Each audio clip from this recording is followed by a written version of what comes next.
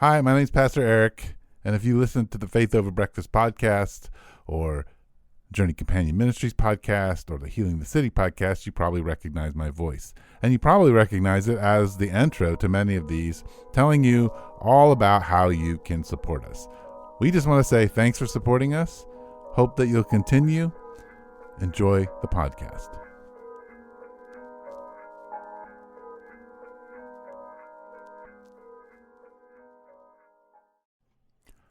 Welcome to the Faith Over Breakfast and the Healing the City podcast. This is a joint podcast where I, Pastor Eric, get to interview Pastor Andy and Pastor Rod about their new book, Limericks For Our Senseis.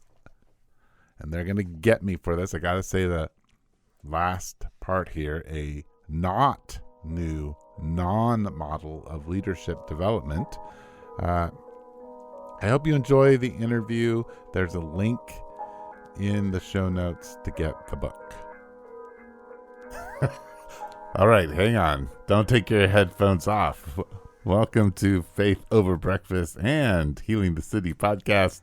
My name is Pastor Eric Deepen, and I have two pastors in the room, Pastor Rod and my co-host, Pastor Andy Littleton from Mission. And did we decide this is now called Healing the Breakfast or Faith Over the City? This is called Healing the Breakfast, where faith is over the city. Good. Something like that. And this was just a special episode because we are talking about Limericks For Our Senseis, written by Andy and Rod. And we get into this non-model of leadership. And we talk. It's fun. It's good to hear your guys' thoughts. And I enjoyed the book. I think it's an inspiring book. I mean, the cool part of it is I think all the chapters in some way stand alone. Mm-hmm. And they're fun stories. And yeah, it's inspiring. That's the point, right? All right. Inspire people to do something. Well, and if you want to know any more about that, that's what this episode's for. So thanks for tuning in. Yeah. And you'll hear a lot more about it. Yeah, it's good. Lean into the mic, Rodney. All right. Hey, guys. Hey. Yeah, so we'll have introductions later, so I know. We'll dive straight into the Faith Over Breakfast. This is going to end up being joint, so Healing the City podcast. Faith Over the City. Faith Over the City. Healing the Breakfast. Healing the Breakfast. Okay. Probably Healing the Breakfast. I like that. Healing the Breakfast. So we're here with our special guest, Rod Hugan, formerly known as Pastor Rod Hugan of the Village Church, now as world-renowned author, beating out the Pope along with Andy in their new book, Limericks For Our Senseis. As of yesterday, the Pope was back in the lead. With a significant margin.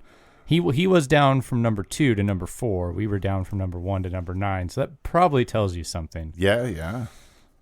But it still feels good. Probably does. So I guess today is my job to interview the two of you about this lovely book. That's what I've heard. Limericks For Our Senseis. Yes. A not new model of leadership development by Rod Hugan and Andy Littleton. Read that again. Limericks For Our Senseis. A not new, non-model of leadership development. I missed that non-model part. Yeah, a lot of qualifiers. Yes, there's a lot of qualifiers. I did read the entire book yesterday. Wow. And I should just say it's a quick read, guys. It is a quick read. Hey, for those out there who may be aging or you have weak eyes your whole life, as I do, it's not quite classifiable as large print, but it's almost. It is. I opened it up and started to read, and I thought, this is from Rod. Yeah. It's for Rod to read.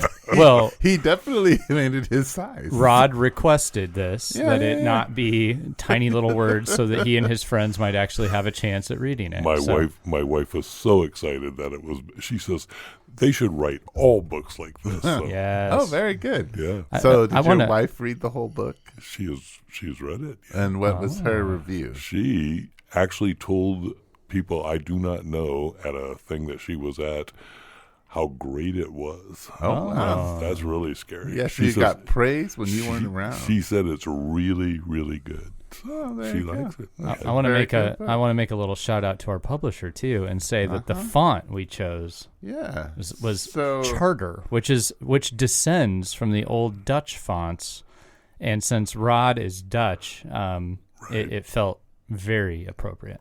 So, which one is the publisher? Faith Alive or Infuse? That's a great question. Just Eric. curious. Yeah. All right. So welcome to the Faith Over Breakfast podcast. Tell me, why did you guys write this book? What's going on? Why am I in it? Why are you written it? What's happening here?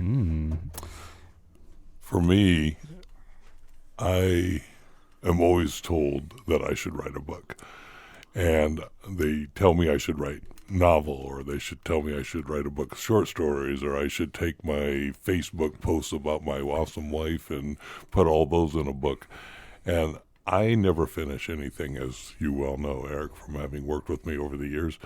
I'm not good at any of that. And so Andy first told me, you should write a book about what you do and how you do it and how you acknowledge leaders and help leaders along the path. And so I said, it's never going to happen.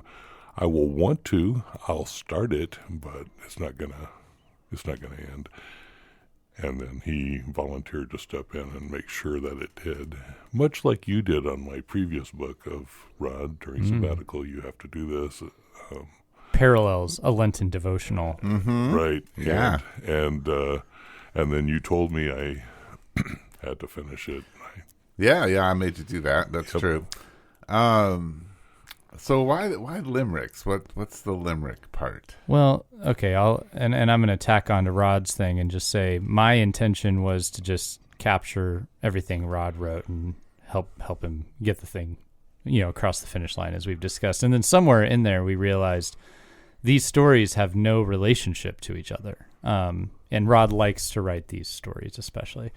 And so in that I discovered I'm going to be co-writing something to put it all together, which became very fun because I've spent a lot of time with Rod and everybody else in the book. So that became exciting. But the intro to the book is by Wayne Ribbons. Yes, it is. A former co-business owner of Rod's, someone we all know, a bean counter, as they like to call him, an accountant, the sweet disposition.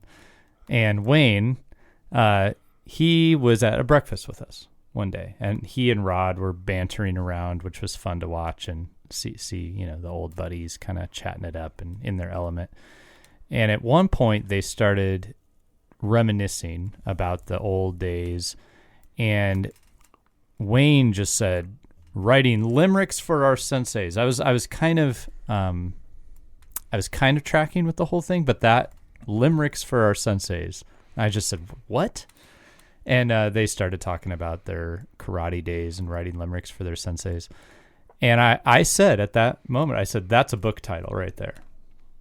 Not thinking this book, but that's a book title right there, limericks for our senseis.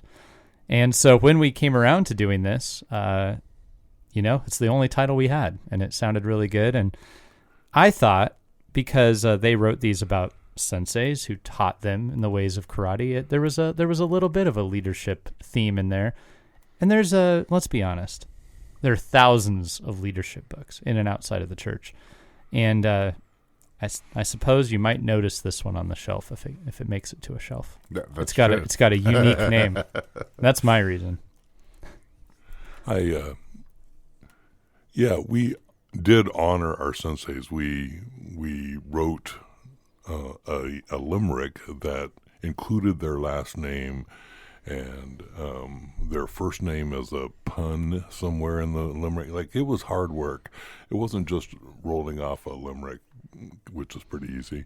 Yes, like the lame one I put on. Yes, which was very good, Eric. I'm proud of you, and that you made it about yourself, which we really liked. Yeah. So I tried to get my hope was to get say 20 of these off of Wayne and Rod and just have them peppered throughout the book creatively. Yeah. We were only able to come up with one that they remembered and felt was actually one of their limericks. And then when I asked them to rewrite them, there was crickets on the other end of the line. Right. So there is one limerick in the book. in the introduction. Yeah, so I understand it could have been called Limerick for Our Sensei, but it just doesn't roll quite the same off the tongue. Okay, so the book is Rod's stories. Right. And it's semi-narration of your guys' relationship over breakfast at the Bisbee Breakfast Club. So much that's my it's role. Reviewed by the owner and executive chef. Or not reviewed, Bisbee because Breakfast. a little blurb at the back. Yeah. Bisbee. So what do you want people to get out of this book? Like, because when you read it, I mean, it's like it's clearly the pointless book at some level. That's what you're trying to argue. Right. So but do you want people to get something out of it? You want someone to... Well, what do you think someone might get out of it as somebody who's just read it? I'm asking you guys. I'm the asker today. You guys get to answer that question. Well, I want to come. I want to hear from somebody who's read it. This is a new experience. Okay, well, I can answer that. But Rod, what do you? I want to hear. What would you say? I love walking with young leaders, and Eric, including you. I mean, you were 20 years my junior when we started the Village Church, true. And it's just a joy to watch you blossom and watch you take hold of the calling that God put on your life and work it out in this community and watch God gather people around you. I did the same thing with David Gainey, another pastor friend, and with Andy and with others. There's something, somebody once said, Rod, you're a church planter, and I said, I don't think so, but I recognize them, and I like them, and I like hanging out with them, and I like encouraging them. I think we live in a world of discouragement. We're discouraged everywhere we look, and to be an encourager is just the deepest desire in my heart, because that's what happened to me. I would get deeply discouraged and get in dark places, and there was always God sending wise older men who had been there, done that, and who said you're going to make it through, or just walked with you and cared about you. So having experienced it, I wanted to be that kind of retired guy and just continue to do what I love to do.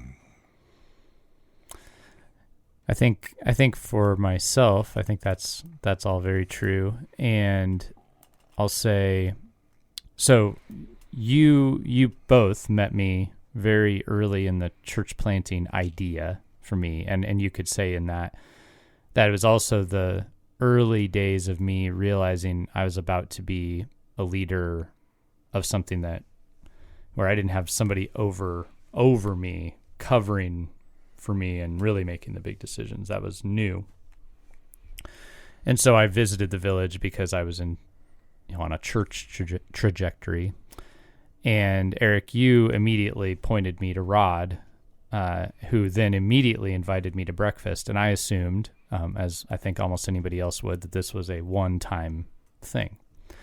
This was we'd get a meal, and I think I showed up ready to give answers for myself and my plan, and defend against all inquiries or whatever. And I showed up and realized Rod's he didn't have there was no test. There was no, there kind of was, because he was going to get to know me, but there wasn't are you in or you out moment. He just was there, and he wasn't really in too big of a hurry. And so then when we finished up, and I don't remember quite how it went, but well, what do you want to do this next week? I said, really? And we've been having breakfast for a decade. So the difference in that has never happened in my life outside of this situation. I had met with all kinds of other church and denominational leaders, some who I was on their staff and, intimately involved in their ministry. And and I just never experienced like open-ended time and willingness to spend more. And it's entirely changed my life. I mean, I don't think I would be able to process nearly what I can. I think I'd be in just such a different place if it hadn't have been for that. So that was my experience. And then I realized when I got more involved in the denomination we're all connected to, that I would describe this, like one of these pieces of my journey and how I came to be connected to the denomination. And I would describe this time and how we've been doing it for 10 years. And what I tend to hear from younger leaders is, number one, jealousy. Just what? Someone's willing to spend that kind of time with you? I wish I had that. If somebody would have just listened or just been there, or I knew I could call them at any time. A few people said, me too. I had something like that. But mostly it was a longing. Like, that is what I always wished I would get. When I got into ministry, I thought I would get in such a community where this sort of thing would happen, and it doesn't. And then by nature, they're not being trained to offer that either.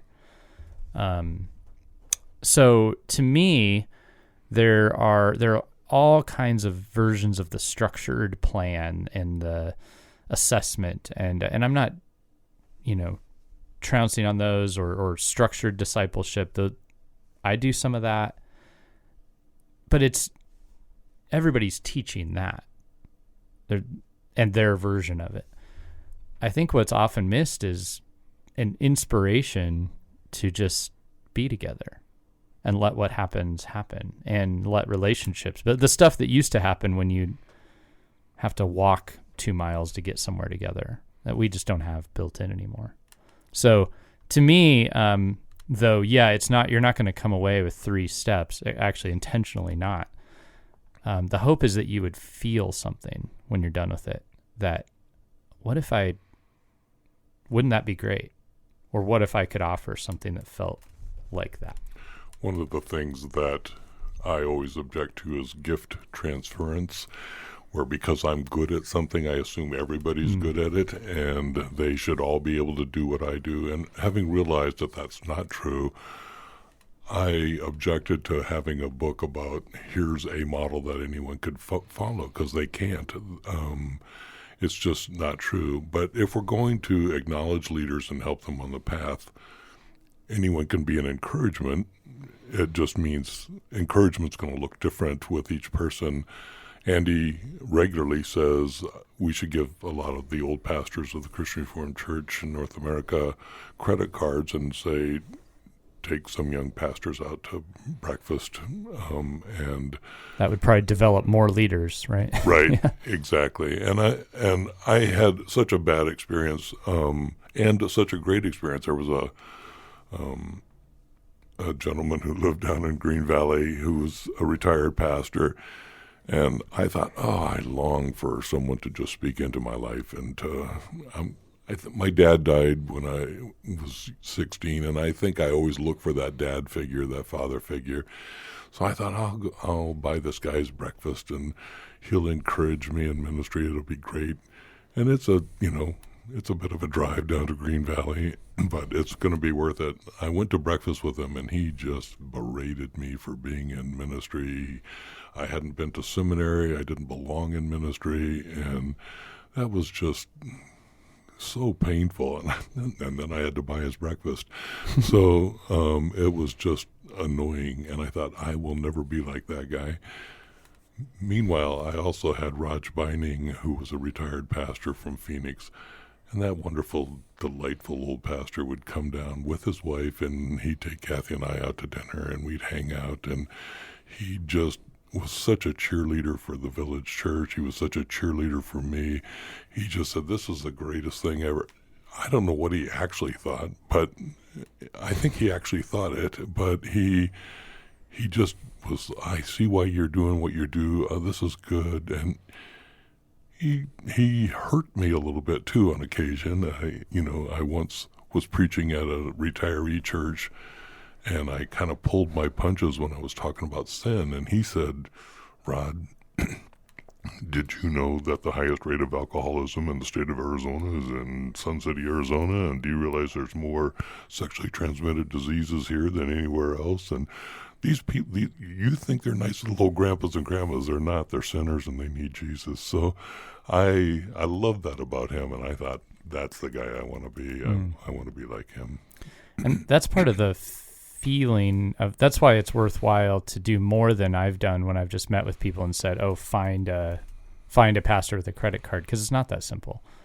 You could give an older couple or a pastor a credit card, and it could go very poorly, and it can. So the feeling, I think I'm hoping, actually, as this came together, I realized I hope younger leaders read this and go, oh, part of what I could do is slow down and sit with somebody and listen to their stories and let them invest in me. And I think for the older leader, or even someone who doesn't realize they're a leader, to say what you could offer the most is not your great plan or how to do it right, but that space to actually know the person, or do things like Rod's done, with you going to the doctor's appointment, with me going to the courthouse, just being present in moments in life that are impactful, difficult. You don't need to be the expert. Sometimes people just need a person, a presence. And so I think that I'm hoping that people might read this and go, oh, that's not as hard as I thought. And maybe I've been too instructional. Maybe just a little more present is the way. But at the same time, at our breakfasts, we know each other well enough to jump right into giving input at this point, and it flows really more powerfully out of relationship. I think one of the other things I'd like to see is that these young pastors develop that desire to teach others and to walk with others, because I remember my wife, awesome wife, Kathy, she was reading the passage about the older women should teach the younger women, and she thought, oh, I wish I had some older women who would be teaching me. And then she, at age 30, realized she was an older woman to some of the 20-year-olds, and so she started a ministry to them. And I think that's kind of what I'd like to see. So, all right. So now I'll answer my question. All right. I was about to kick it back to you. So. I'm in control today. How's it feel? It feels amazing. Love it. So a question I had after finishing the book was, how does someone become like Rod? Because I think if you read this book, you might think, well, I'm not like that. Or how do I do that? Like, it's not necessarily just, you guys are talking like it's all natural. You people who work with people all the time, and you have some special skills and some special training. So how do you end up like you, Rod? I have a special set of skills. Yes, you do have a special set. We all have a special set of skills, right? But you learn to be encouraging and not be the pastor who just berates and tells you how to do stuff. I think that's a choice, right? I mean, at the Village, we talk all the time about, we make choices. You can choose to be an encourager. You can choose to love people. Matter of fact, I think that's what the nature of love is, right? You have to choose to do it, because it's not natural. I mean, it's in our rebellious state. It's not a natural thing. And I do realize I have some unique skills, and I think... and that's why it's not a model, right? Like, it's like, because I recognize people won't have the skills I have. It's a little bit like the music of the Village. We often talk about how, we write so many of our own songs and do all that kind of stuff. And Mark Crawford, one of the pastors, recently gave a talk about how we do all that. And at the end of that, people would have said, and did say probably, well, if we had a Mark Crawford in our congregation, we could do that too. But I don't think that's true. I think people... It's not true. It's not, because it was a community-wide event. It was everyone working together. So I think if it had just been Andy and I meeting for all these years, we wouldn't be a tenth of where we are in planting the church and doing the other things that he's done, because it takes a community of people to make things happen. And so anybody can do that because it's a choice. Anybody can choose to encourage. You have to deal with your own stuff, right? Like, I get discouraged easily, and I have to, in my discouragement, think about the times that I was encouraged and when people said amazing things to me and pushed me on down the road. And then I had to choose. Actually, your mother once said, Rod, when you come home from work, instead of telling your wife about your day and how rough it was, the first words out of your mouth should be, so how was your day? And even if you're busting at the seams to tell her how awful yours was, or you start with the other, well, that's a choice. I can do that. I don't want to do that. I want to complain about my day or tell her how rough I have it so she can be sympathetic. But I can just as easily choose to say, how's your day? And it's interesting. I was just thinking at breakfast, Rod, sometimes we sit down and you go, well, my eye's driving me crazy. And you actually do just start in on something. But that's you. And I think even in that, we've learned we have permission to do the same, because it's a space to be all, your whole self gets to show up to it. So, there's that too. I was thinking about, so these days, Rod will sometimes not be feeling good, or will have something going on. And it's been interesting to see that the breakfast, it used to be that if that happened with Rod, didn't happen. The breakfast didn't occur, and especially when it was just him and I. Right, because there's more people gathered at these breakfasts. There are now more of us. But but now, I'm the de facto person who leads the table, right? But by that, I mean, it basically means my credit card gets swiped, right? And I have a different way, I think, of, even when we're both there's a different style I bring to it from my own way of being. It's just, we're different people. And so I tend to kind of hunt for, is there something on one of your minds or something like that? And Rod tends to just he just sort of sits down and throws something out there and just lets it happen. I tend to be a little more, how's your class going? Anything you have a little bit more of a model. You have a semi-non model. So I wouldn't go, yeah, I mean, it's still not much of a model, but sure. But I enjoy like kind of hunting for something, right? Yeah. And that's just how we are. But it's been cool to see that, so in the how do you become this way? Maybe it's doing it for a while. I think, and I don't know that there's a secret sauce, but I think if you just keep trying, you'll find your way. Yeah. And if you find a couple of people who are willing to sit down, and one of the key things in the book that we try to make a big point of is you can't, some of this stuff just can't be rushed. And I think I hear people all the time say they don't have time for things. And I'll tell you, I do not have, if you look on, technically, does Andy have time for this? I don't. But I do. I mean, I choose what to do with my time. And one of this choice is on Wednesdays. It's depending on what time we wake up in the morning, or I wake up in the morning. Let's be honest. It's when you wake up. It's when I wake up. But 2 to 3 hour long breakfast, sometimes even longer if something really important comes up. I have it blocked out in my calendar. That is what I'm going to do. And it actually is slow and meandering, and sometimes just entirely from the surface meaningless. There might be a whole Wednesday, where it's mostly chat about basketball and we don't go into anything heavy at all. Other times it gets like, wow, how did that even happen?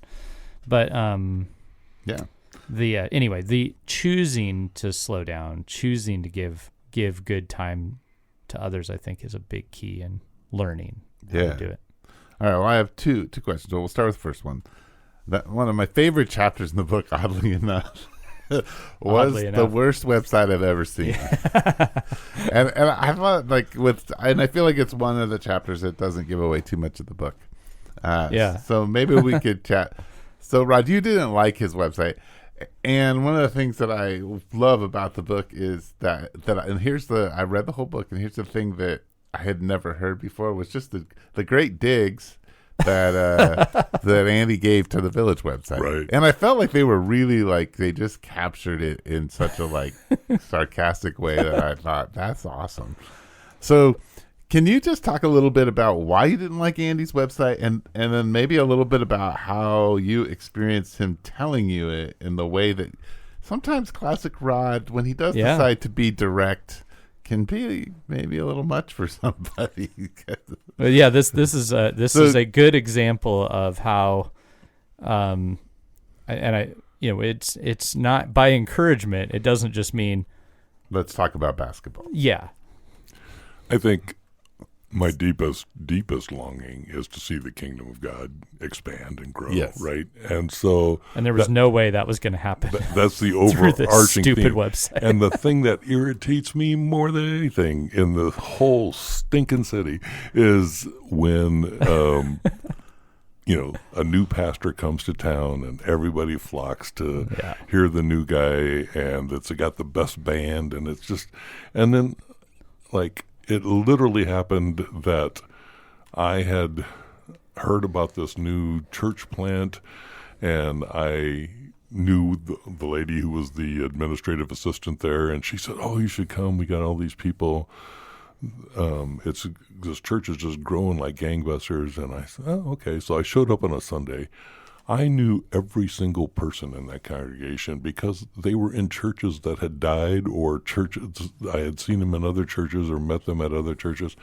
I knew everybody. They were all old Christian Reformed people, Presbyterian people. I thought, these people you're not doing anything new. You're not expanding the kingdom. You're just gathering sheep in a pen. And so that irritates me, and I see it happen even amongst the mega churches here. When one of the pastors retires or whatever, they flock over to hear the better one and the next best or whatever.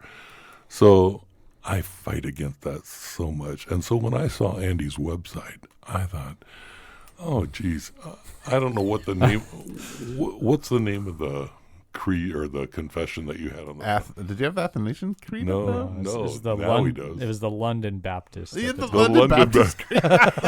all on his front page. So you can not on the front page. It was not on the front page. It was on the front page. It was the first thing I saw, and I thought, and I thought, who are you trying to attract? Other really nice Christians. Oh, great, and I would have stopped meeting with him because it didn't do anything to grow the kingdom. It made good little Christian people maybe little better Christian people, but it didn't blow open the doors of the kingdom to people. And then I had read all about his work in the community, and I knew all about the beautiful things that he was doing in the community, and his little group was, and I thought, that's you want that on the website. Yeah, I want that on the front page, front and center, big, bold print. I want people to know, because that's his real heart, is to be the community guy. And so it was like, this is the betrayal of your real heart, I think. I have come to realize that he takes a very wonderfully deep view of good Christian orthodoxy, and I appreciate that, and I know the church appreciates that and needs that, but I just wanted him to lead with what he's good at. It would be like Yeah. I mean, the village leads with what we're good at, right? That Sure. We're a community, and it shows that we're a community. So. Sure. So I remember once early on with Rod's that in a sermon where he said, "Well, you're all pathetic."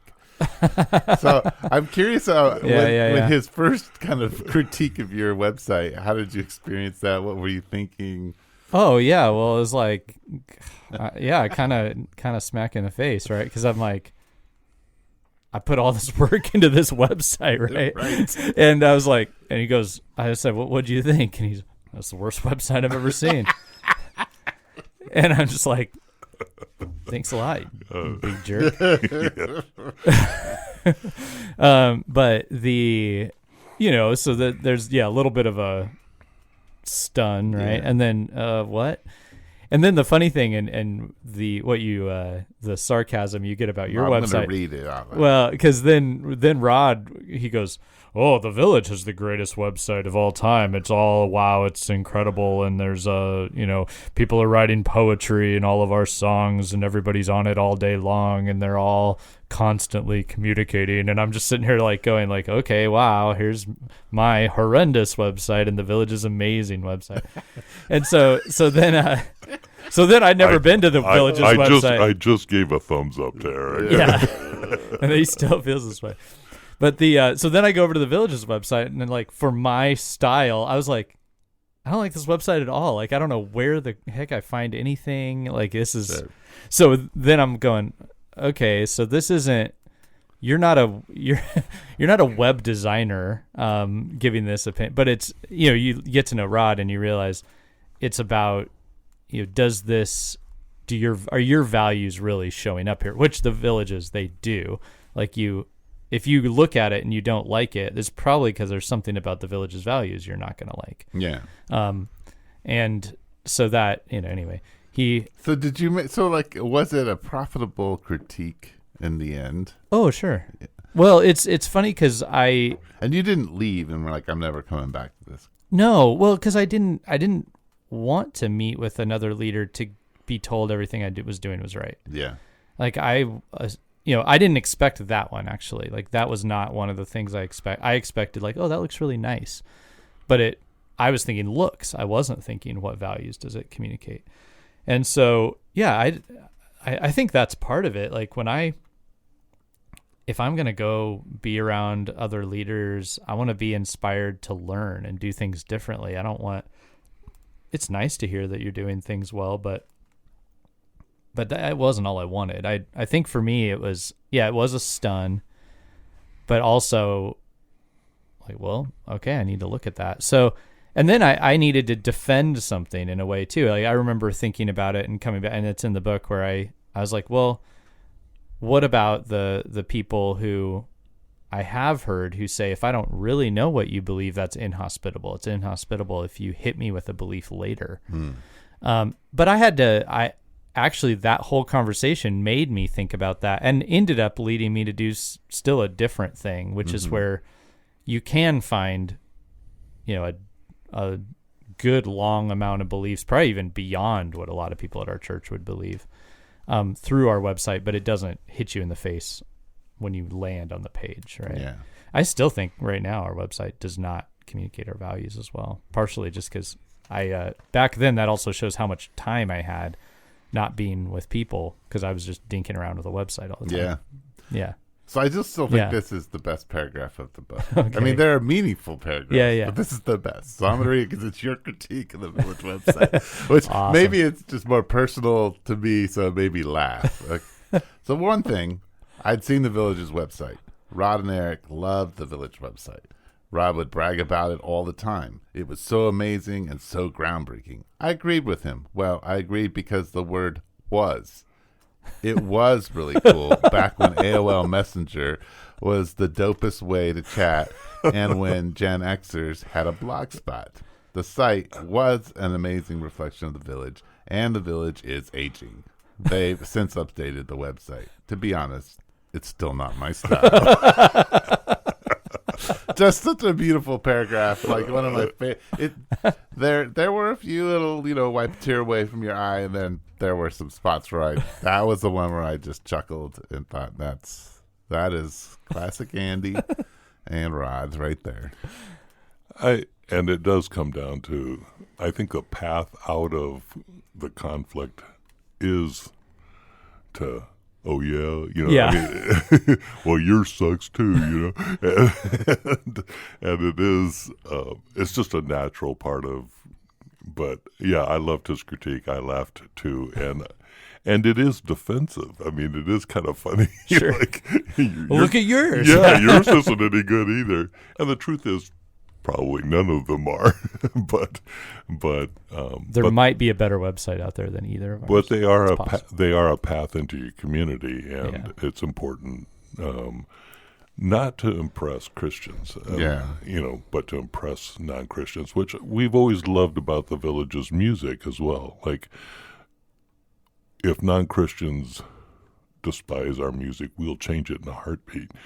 If some nice little Christian person says, hey, there's a new song, I got it on a CD over at the Gospel Supply, you should sing it, we'll gag and throw up and tell them to go away. There's Rod. There's the stun. Sometimes we had to like. There's a little hyperbole with Rod. Yeah. Yeah. And this is part of why we opened the book with Wayne, talking about how the stories are true in essence. Yes. Right. Because I doubt Rod's ever said that to somebody. Not quite. I've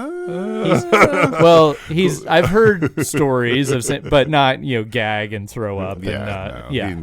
He won't say those to other people. He'll say them to his staff. Yeah.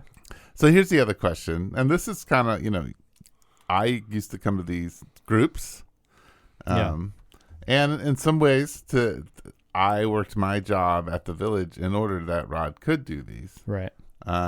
Because I honestly don't have 3 hours, right, to meander and do those things. So not everybody does have this time. So it seems like something special. Like this is you guys have tried to implement this in other cities, even like in Phoenix and things. There's some I don't know, paradigm shifting to get to where you guys are inviting people to go. So my question is, does it always have to be like a 4-hour thing for it to be as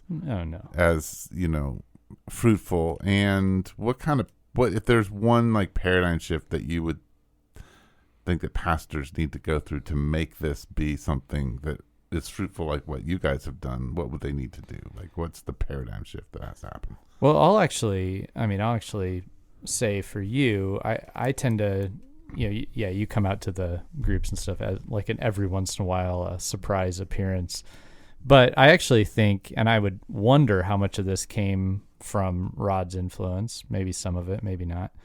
But I think you do this with people of your church. I mean, my few encounters with you out in public spaces. I mean, I still remember seeing you at Cafe Luce years and years ago, probably before we really knew each other or just after, just meeting people from your church to play board games at a coffee shop. Mm-hmm. That's not typical.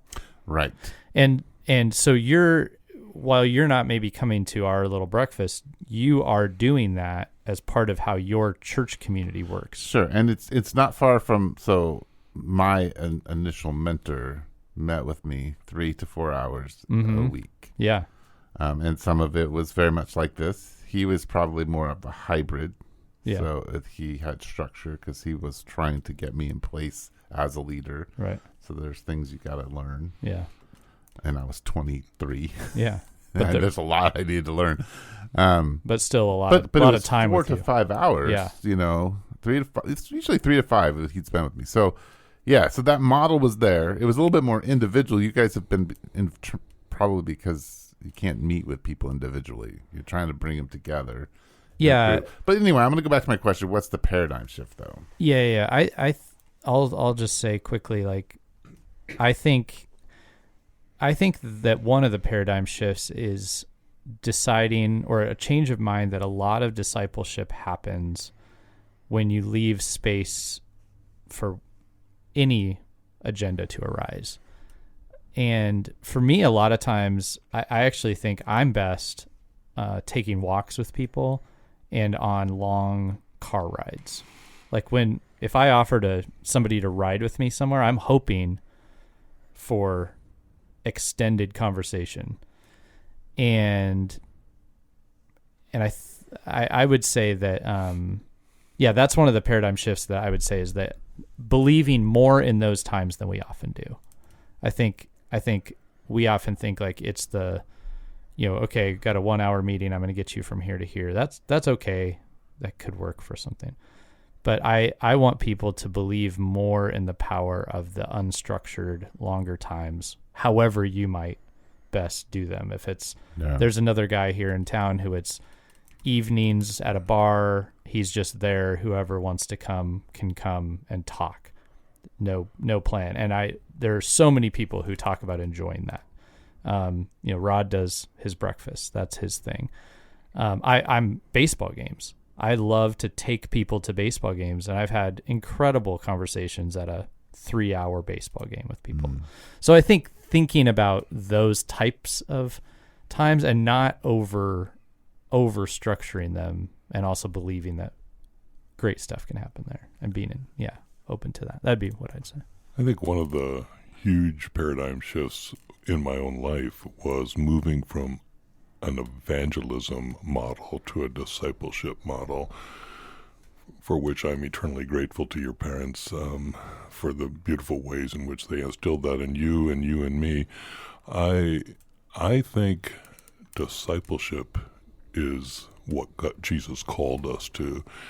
And when you have the evangelism programs or evangelism methods, and I grew up during the whole church growth movement, and it stuck in my craw. But if you have those events and all those things, you are by necessity getting way too busy with that.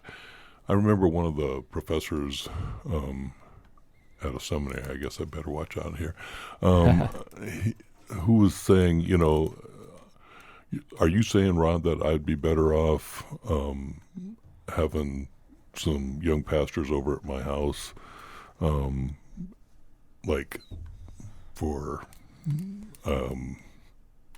conversations, instead of teaching the basics of the faith? And I said, yeah, kind of, I do. When you move to a discipleship thing, and it was a huge movement in my life, to realize I'm not going to save the world by inviting a whole bunch of people at once to come, because they don't have any relationship with me, and they don't have any relationship with the church. And I floundered in that model, and as you well know, and I think when I met you, that whole sense of exactly go play a board game at a coffee shop with somebody just has a real deep impact.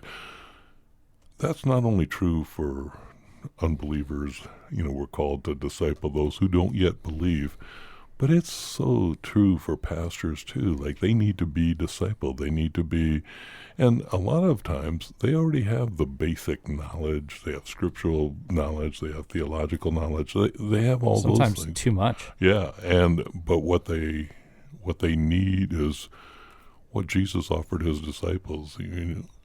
As we're going, hey, have you considered the field? Or, oh, look over there, and they're observing Jesus, and they're learning at the same time, and they're able to then take on those skills so that later on they're offering it. And I think that's the brilliance of God's plan, is that we disciple one another. And that's the other thing. The shift for me was, I learned that I don't have to learn from experts. I have a grand goddaughter, Jolie, who was born missing part of her brain, and we call her the I love you girl, because she'll crawl up to, she can't walk, she'll crawl up to you and say, I love you, and you play this little I love you game with her. And to see the abject trust that she puts in my son as a caregiver for her, to just see that taught me so much about, do I put my abject trust in the goodness of God? Do I trust the people that God puts in my life? Do I live with that kind of love and abandon? So I can read a book on love, but it's not as experientially beautiful as hanging around with little Jolie. And I think that's what that shift from I can only learn from experts, which is why I didn't want to write a book, because I'm not an expert. I'm making it up as I go, learning as I go. But as we're going, we do this together, and I think that's the joy of discipleship, for which I'm indebted to you and to your parents as well. And discipleship has often been defined during my ministry life as, being taught information. I think that's how I've often gotten it. Like, if you learn your learn your doctrines, learn your stuff, then you're being discipled.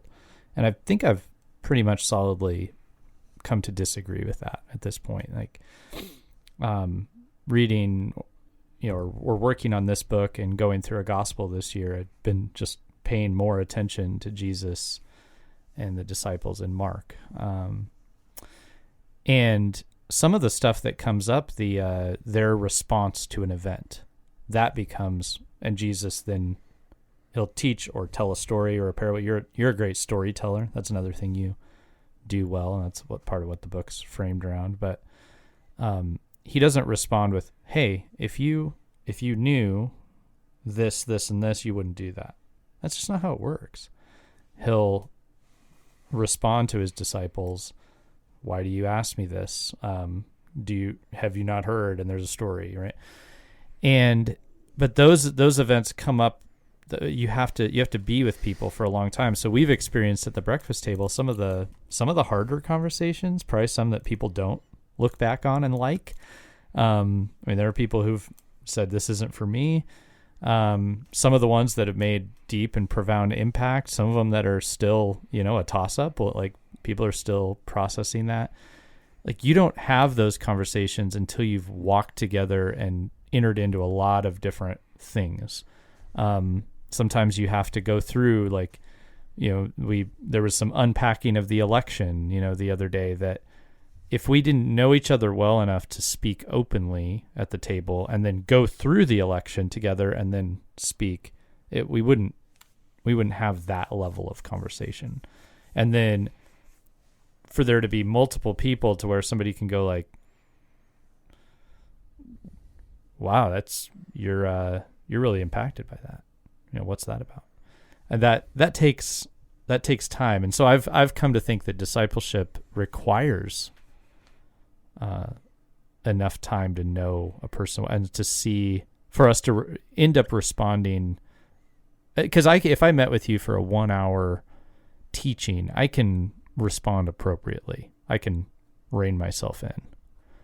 But if I've met with you for hundreds of hours, you'll get to know the real me. And I think that was true. Eric, we used to sit in your shed and talk for long periods of time. And I always remember Sue coming out and saying, "I need some Rod and Eric time." And I think that's the nature of discipleship, just walking together, praying together, spending time together, and having wonderful conversations, and sometimes just talking about basketball. Yeah. Well, guys, I think this is a good spot to stop. This is really good. So a couple things. How can people get the book? Well, it is primarily, you'll find it on Amazon. So easy. I bought mine on Amazon. You'll type in Limericks for Our Senseis. It will autocorrect to senses. And then you're going to have to say, no, senseis. And then there it'll be. Or you can just look up one of our names and it'll pop up under that. Yeah, it will pop up, or Andy Littleton. Yeah. And then you can get the book. And then there is this thing you put on Facebook ongoing about the limerick is the review? I am putting the limerick as a review. We shared that with, we can't offer this to the world, Eric. Okay, I'm included, though, in that possibility. But what we do invite you to review the book with a limerick. Yes. And it would be really cool if you did that on Amazon and Goodreads, anywhere else if you want. But those two are pretty well known for a close-knit group. We're we're offering something to you for doing that, but we can't so can't go too crazy. Can't go too crazy on that one. A special group might get a meal. Yeah, might get something. Yeah, but yeah, if it would be really fun to get a bunch of limericks as reviews. Yeah, so buy the book, review the book, and this whole thing goes to the Old Person Fund of Rod, right? That's right. That's what he posted up there. That's the most important thing. It helps fund Rod and his being old. old. Being old.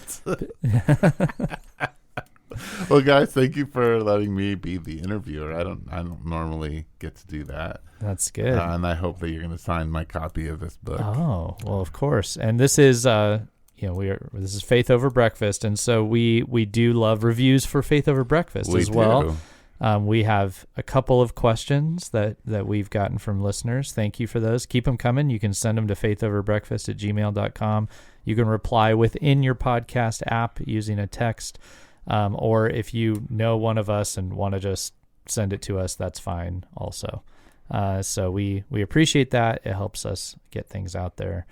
Rod, were you going to add something? Well, I just want to expose the really horrible truth that there is no breakfast at Faith Over Breakfast.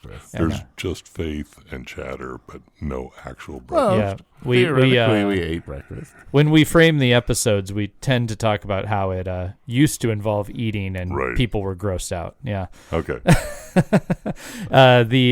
Let's see. Final thing I'll say on the book is Rod and I will have some hard copies, and if you do live in Tucson and know us, we'd love to sell you one of those. We do make a little more selling those. So if you haven't bought one yet, we'll have those in a week or so. So, yeah. Thanks for tuning in. Yeah, thank you very much. Thanks. You're welcome.